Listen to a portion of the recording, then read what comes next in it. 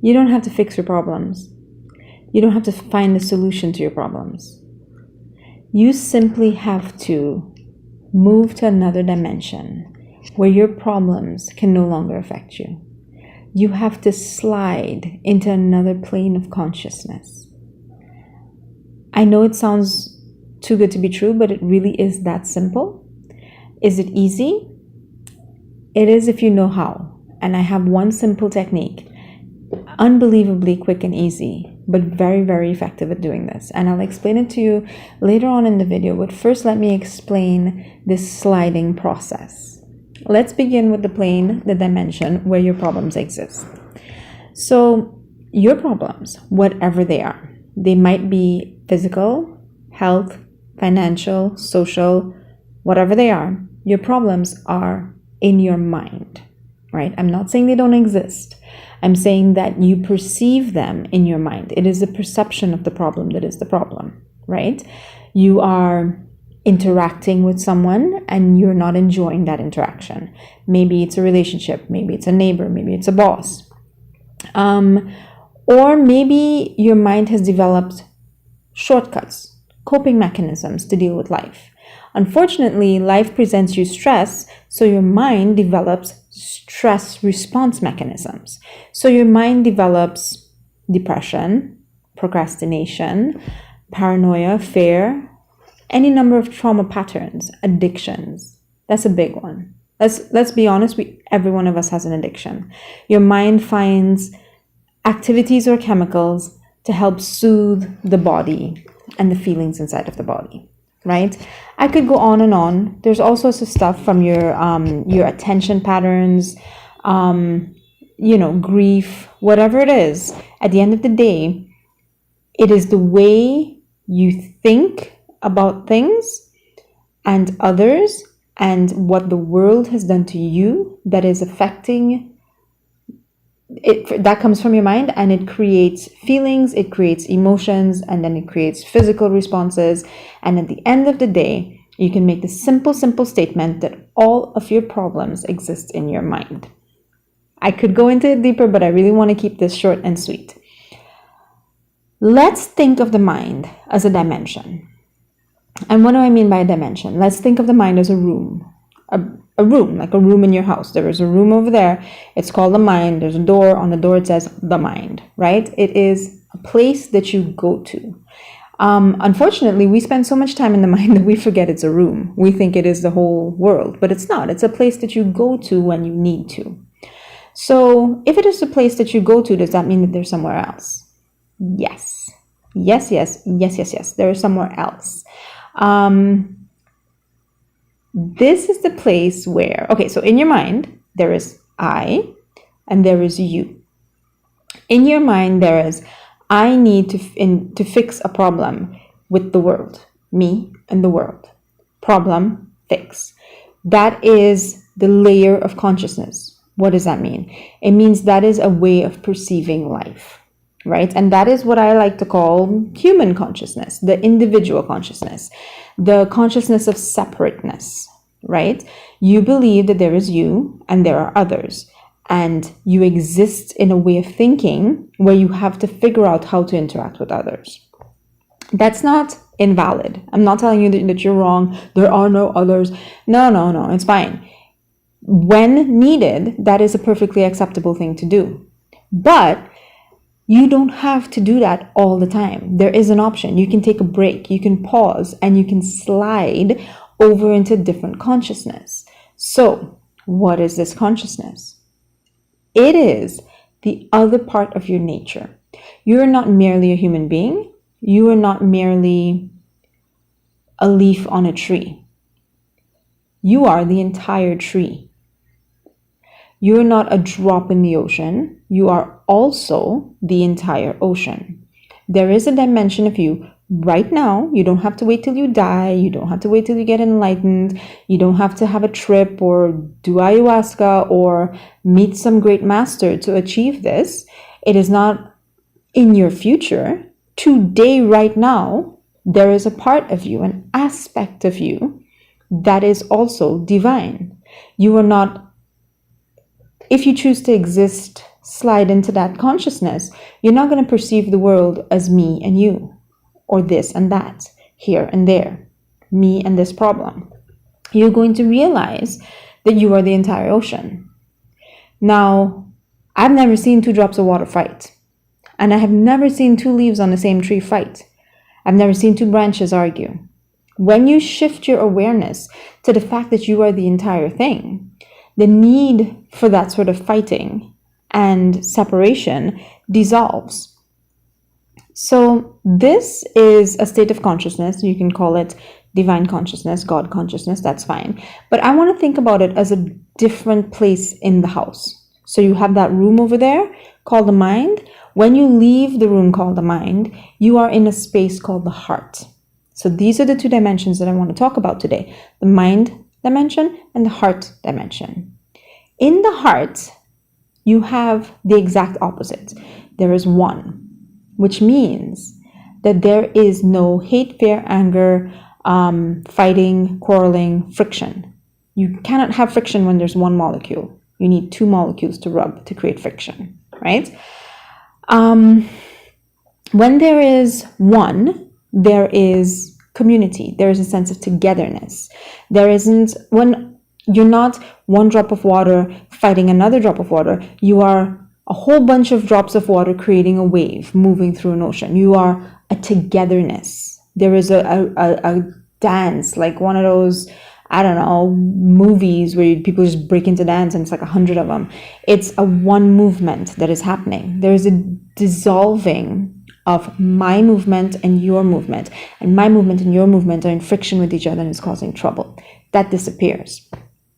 In this dimension, in the heart, you also have what I think is the greatest thing.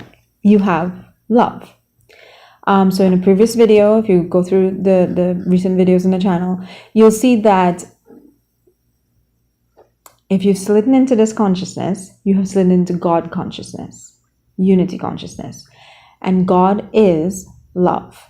Another way of saying that is love is God. When you exist in this plane, there is only love. Love for everything. If you even have the time to perceive things as separate from you, there is still the feeling of love towards it. Even pain, there is love. Even injury, even death, even loss, there is love. I mean, I don't want to go too much into detail because I'm trying really hard to keep this short, but in this plane, you can't even experience loss. In this plane, you can't experience grief. You can't experience failure. You can't experience death, your death or the death of a beloved one, because you're anchored in a state of understanding that everything is one and you are that everything. Okay, so that is just a really long way of explaining the two worlds. There's the self-identity, the dimension we shall call the mind. There is the unity identity, the divine identity, the dimension that we can call the heart. So how do you hop from one dimension to the other? Well, here's a secret that will help you. You cannot exist truly. You cannot truly exist in both rooms at the same time. Like, I suppose you could have one foot in the door and one foot out the door if it were an actual house, but it's not like that. It is different realms entirely. Either you are in the mind dimension or you are in the heart dimension. You can't exist in both. So what you have to do at any given time is ask yourself, well, which one am I in? Which dimension am I in? And the way you do that is by looking at the properties of each dimension. So in one dimension, you have separateness, friction, frustration, aloneness, individuality, striving, fixing, problem. Those are the things of the mind. In the other dimension, you have oneness, peace, you have flow, you have surrender. You also have love. The other thing that you have, the other thing that you have is gratitude, right? It would take me too long to explain, but the opposite of gratitude is actually a coping mechanism that your mind develops. It's a form of what I call hypervigilance. It's a form of protecting yourself because the mind perceives itself as an individual and believes that the world is out to get it. We can talk about that in another video. At the end of the day, the mind dimension has the opposite of gratitude. I'm worried about this. I don't like this. This is bad. How come this happened?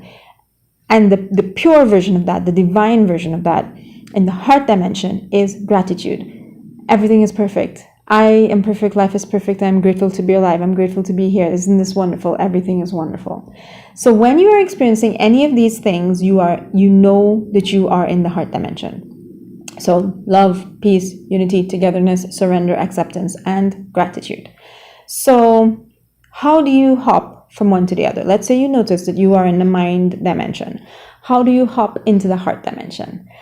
Well, by choosing deliberately to make your internal experience, the consciousness, your awareness, to have the experience of one of these properties of the heart dimension.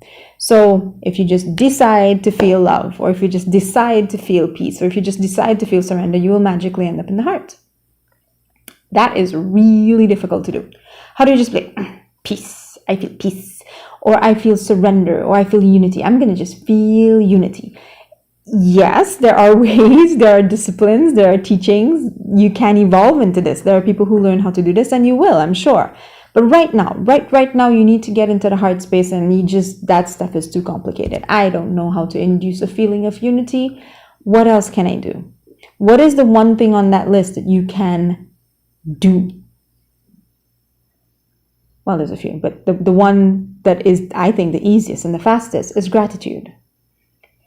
Remember that you cannot exist in one dimension and the other dimension. Your consciousness cannot, your awareness cannot be here and here at the same time. Your active awareness, right? So if you are feeling gratitude, you are here in the heart space, and it will lift you out of that mind space where all of your problems exist. So gratitude is a door that takes you into your heart. In a previous video that I did a couple days ago, you can look it up on my channel, I talked about how love does the same thing. Absolutely. And if you can do a meditation that leads you into love, you will get into the heart space. Today, I want to talk about how gratitude does that for you. Gratitude is an easy thing to choose because it is a thought that leads to a feeling.